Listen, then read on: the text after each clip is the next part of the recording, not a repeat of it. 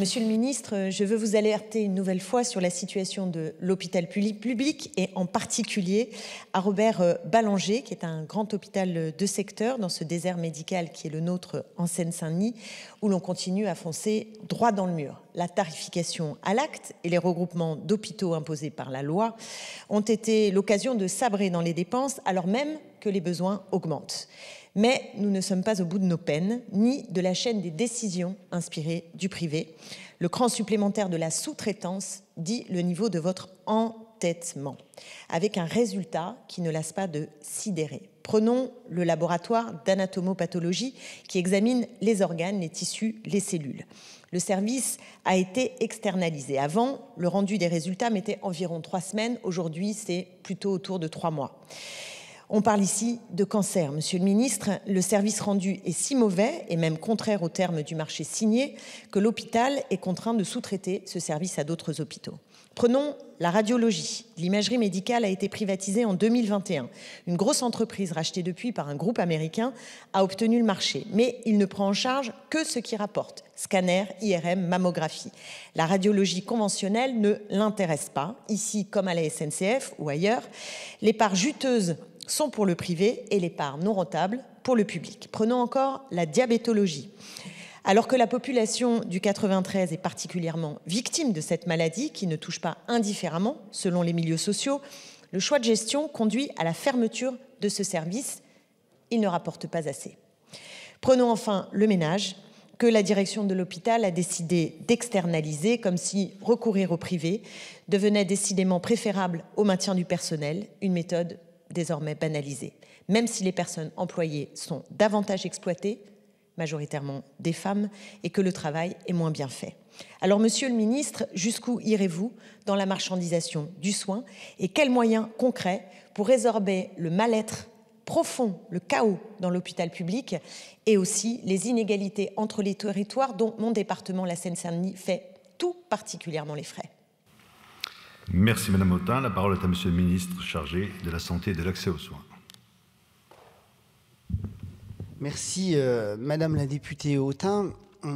Je n'irai nulle part parce que, étant hospitalier moi-même il y a encore quelques semaines, le maintien de l'hôpital public est au cœur de mes préoccupations, sans opposer l'hôpital privé qui peut jouer une complémentarité sur les différents territoires. Donc sans outrance, je vais essayer de rappeler point par point les sujets sur lesquels je peux vous apporter des réponses. Sur un certain nombre, nous avons des informations discordantes, donc comme avec votre collègue Obono, je vais revenir vers vous pour qu'on puisse faire le point sur ces sujets. Concernant maintenant la phase tout à fait structurante. Vous parlez donc du centre hospitalier Robert Ballanger qui joue effectivement, et c'est votre circonscription, votre territoire, un rôle central dans cette prise en charge, dans un contexte, vous le savez, état plus fort en Seine-Saint-Denis. Donc il y a quand même eu des investissements significatifs. Une enveloppe de 8,8 millions d'euros a été allouée pour rénover, restructurer et agrandir son service d'urgence en 2024, des travaux qui sont combinés à la prise de fonction d'un nouveau chef de service des urgences qui participe à la transformation du service. Je rappelle que pour pouvoir, effectivement, on peut mettre des sommes financières pour restructurer des locaux, mais si nous n'avons pas les professionnels, ça a peu de sens. Donc là, nous avons les travaux et les professionnels et c'est une bonne chose. Dans le cadre du Ségur, il y a 73 millions d'euros qui ont été investis pour reconstruire le service de psychiatrie à l'heure de la santé mentale, grande cause nationale, et la rénovation du bloc opératoire. L'hôpital a également obtenu en novembre 2024 une autorisation pour la thrombectomie. Rappelez-vous, j'étais intervenu dans cet hémicycle pour qu'il n'y ait pas de déremboursement justement sur le matériel nécessaire à la thrombectomie, et une nouvelle activité sera déployée en 2025 pour renforcer l'offre de soins.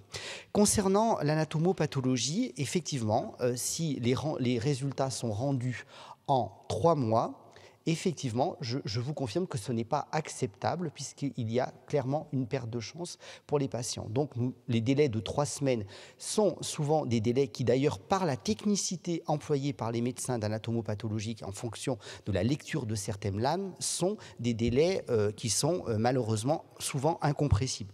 Donc, je vais veiller à ce que cette convention qui a été établie entre ce laboratoire externe soit bien respectée. Selon les informations qui me sont données, mais c'est là que je veux qu'on vérifie, cette convention donnait satisfaction sur le délivrable et le rendu diagnostic. Donc je vais vérifier si entre 3 mois et 3 semaines, quelle est effectivement la vraie réponse, et je reviendrai vers vous.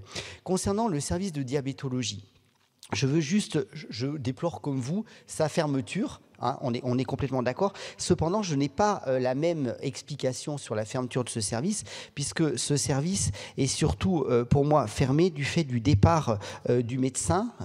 Donc, il y a une offre qui est prévue pour pouvoir avoir assuré cette continuité de service avec le centre hospitalier Rincy-Montfermeil pour avoir une continuité de service, mais c'est plutôt le départ du médecin que je déplore et que vous déplorez très certainement, qui explique la fermeture de ce service plutôt qu'une volonté financière.